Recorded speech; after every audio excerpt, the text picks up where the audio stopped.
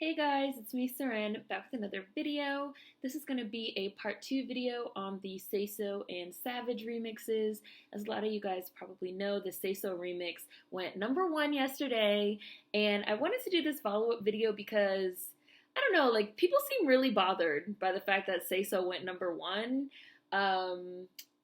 Well, let me start off by saying I don't care about charts.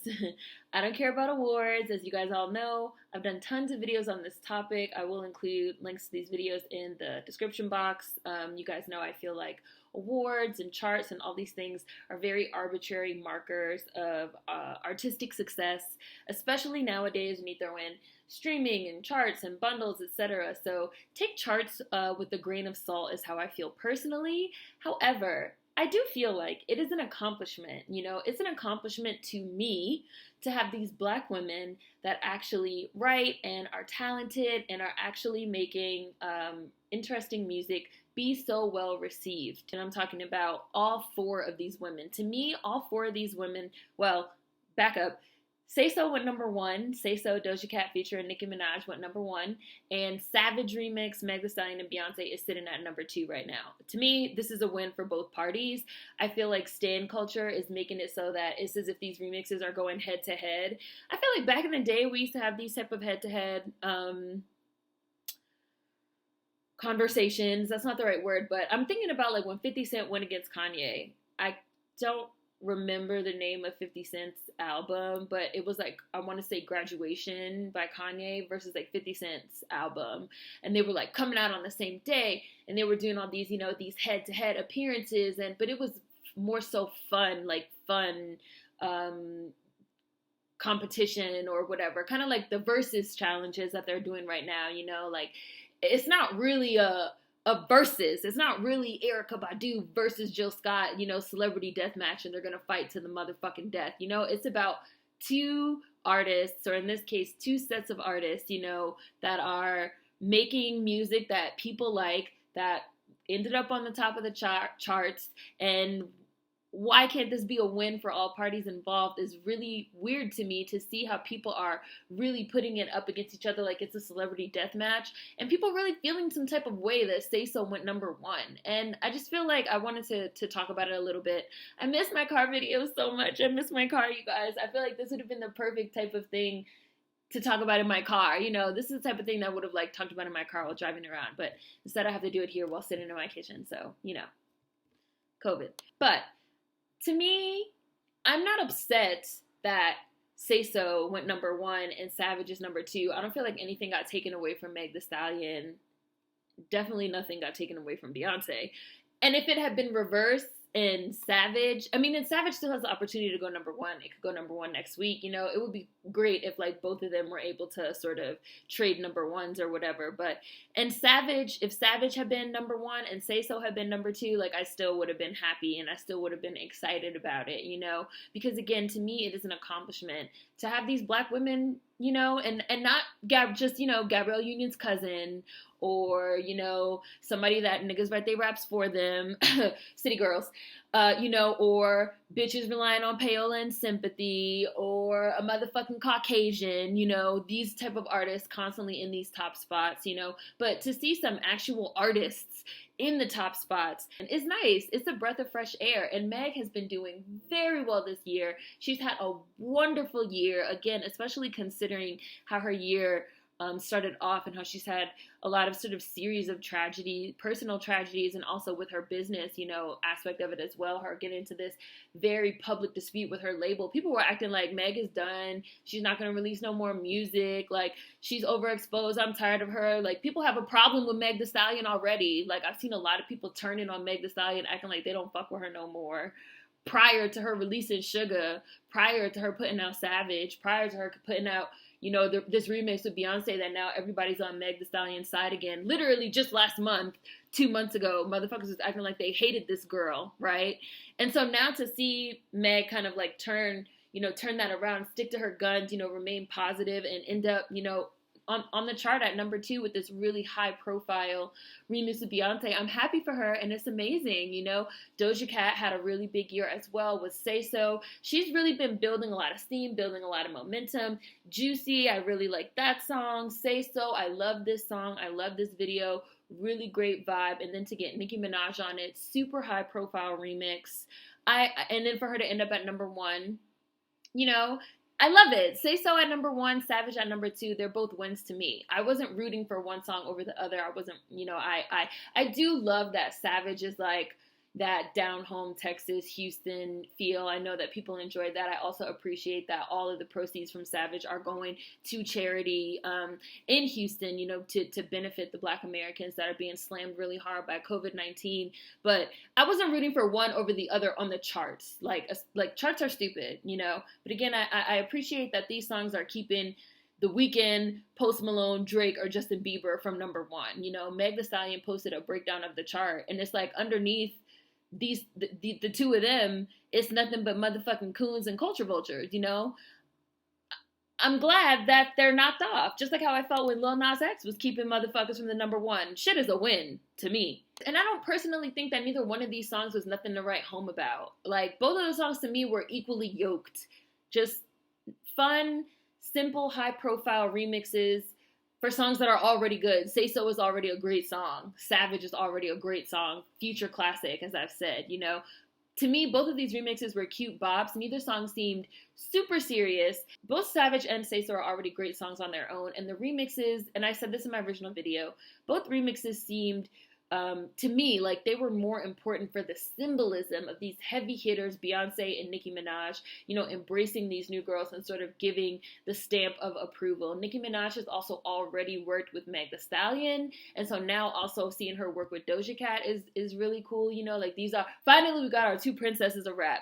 And it's funny to me because I also feel like people have been pissed because it's been like, well, Nicki don't want to work with this person. Nicki don't want to work with that person. Nicki doesn't want to work with your fake ass, flop ass fave that doesn't have talent. Like, I know you guys like Sweetie. I know you girls like them city bitches. Like, I know you girls love, you know, all these bitches. But, like, Nicki Minaj likes talent. Like, Nicki respects talent. Like, she works with people that are talented. And if your fave is not talented, like, don't be poking your lip out because she don't want to work with your fave. Like, Nicki Minaj featured with Trina. Like, Nicki Minaj does features with people that she likes and that she respects and that she genuinely loves and that show her genuine love. And I think that that's also fucking aggravating the shit out of people as well. And with regards to Beyonce, I don't even know who, like, was the last, like, what was the last feature that Beyonce gave to an up-and-coming artist? Like, Kurt Cobain's, maybe, who was, I think, a local Houston artist. And even he never blew up. So having Nicki and Beyonce on these features and then having these features go to number 1 and number 2 is a big deal. Just like Meg having Nicki on Hot Girl Summer was a big deal. And these are all women that have worked together previously. They all seem friendly. Doja Cat and Meg Thee Stallion have hung out a bunch of times. They both had songs on the Birds of Prey soundtrack. They were hanging out at the Birds of Prey premiere. They're friendly. Nicki and Beyonce have worked together numerous times. They're friendly. Now Beyonce and Meg have worked together. Meg, once she signed to Roc Nation, and she was like hanging out with them at New Year's and at the Roc Nation brunch. And again, like Nicki and Meg be on Instagram Live together. Doja Cat has said that she loves Nicki and that she idolizes Nicki. You know, it just seems like all these women get along. All these women now have worked together in one capacity or another. I don't understand what is the problem. Like, what is there to be bothered about?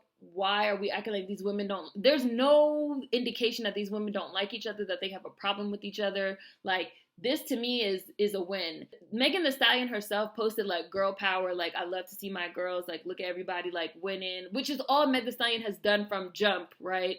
All she's done from the beginning of her starting to sort of rise to fame in the public eye last year-ish, year before that, when people was trying to like throw her in beef with Cardi, throw her in beef with this person, that person. Meg literally is like the living embodiment of like, I'm not in it, you know? Kehlani, I don't know if I'm pronouncing that right, but I think his name is Kehlani Derek. He posted like, oh my gosh, love to see my girls, Nicki Minaj and Meg Thee Stallion, you know, top 2 on the charts. You know, he does both of their hair. You know, these are women that run in the same circles, are friends with the same people, are friendly with each other. There's no reason to be bothered about this. There's no reason to be bothered. There's no reason to be celebrity death matching this out.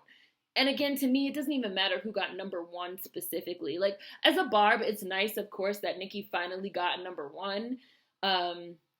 Because now people can shut the fuck up about it. Like, this whole number one shit. I hate this, like, chart shit. I hate this chart shit.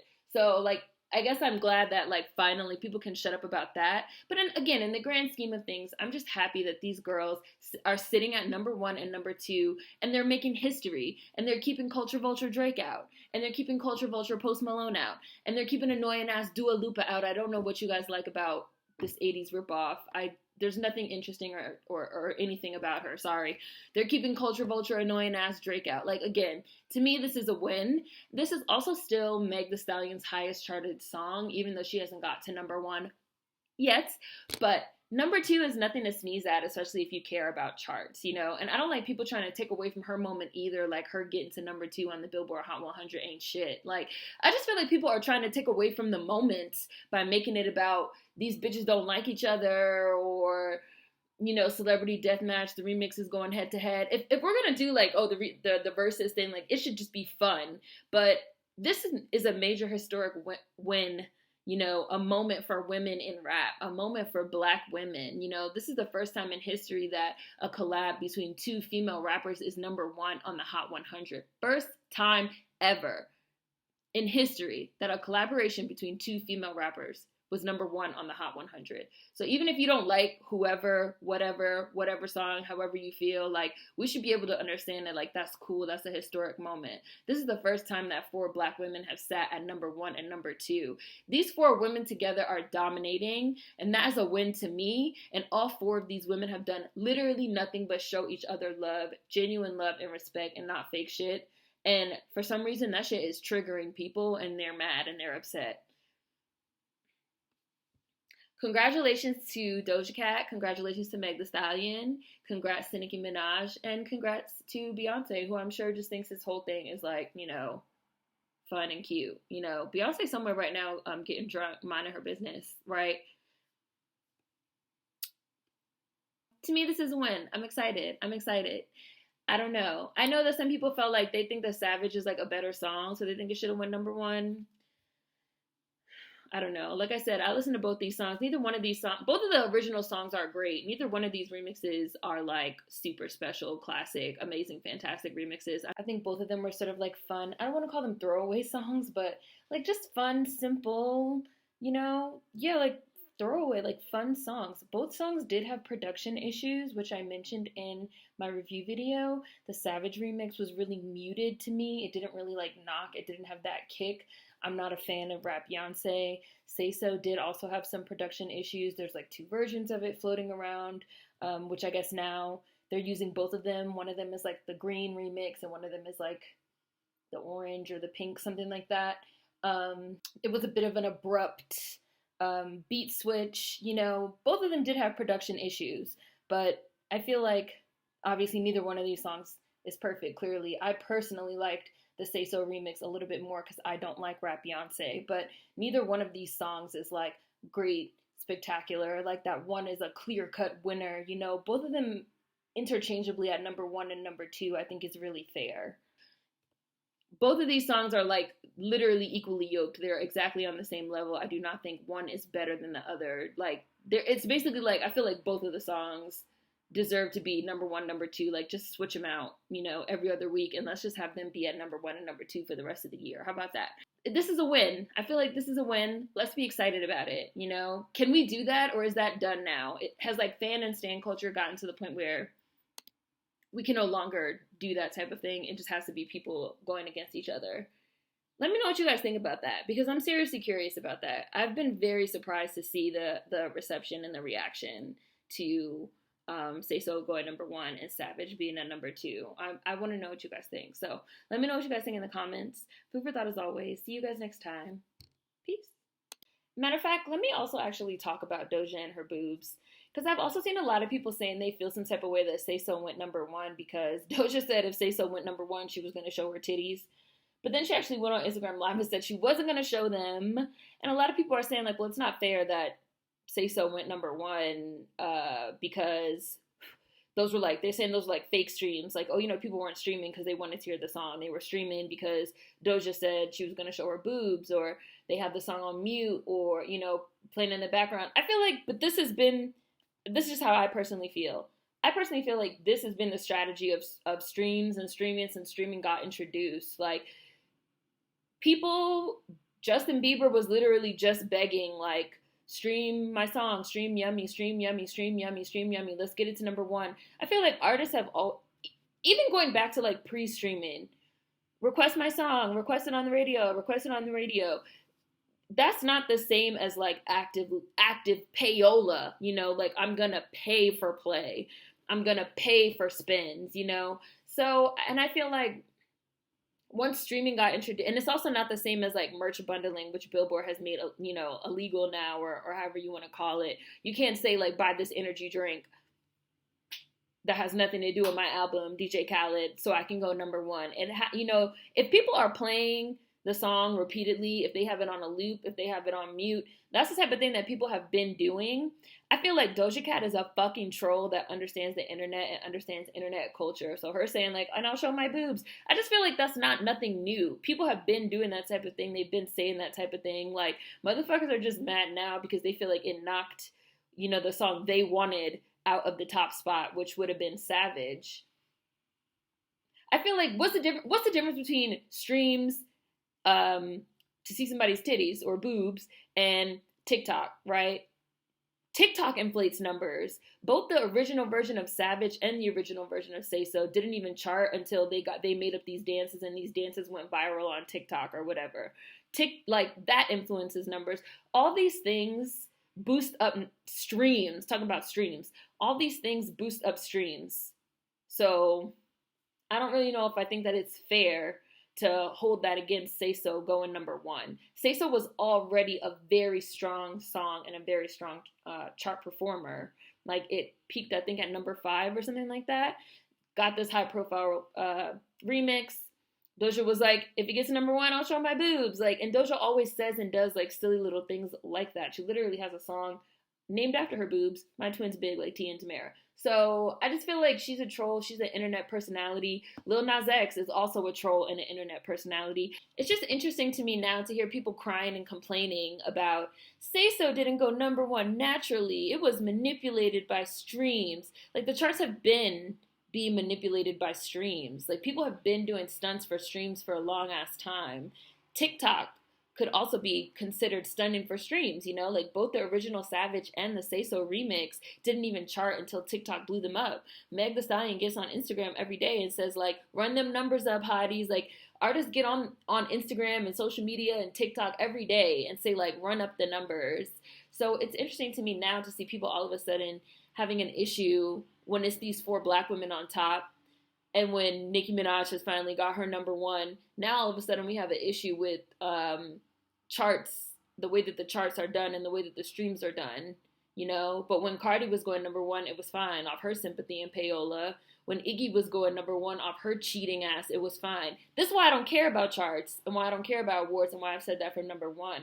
I am happy for this accomplishment for these black women, but it's very interesting to see people picking and choosing what they now have a problem with. It's interesting. You know, part of why I keep saying that charts and awards don't matter is that they're very much rigged, you know, by outside influences like streams and things of that nature. But I'm not going to be mad about it when the top spots are being held by Doja Cat, Nicki Minaj, Meg Thee Stallion, and Beyonce, you know, like, sorry.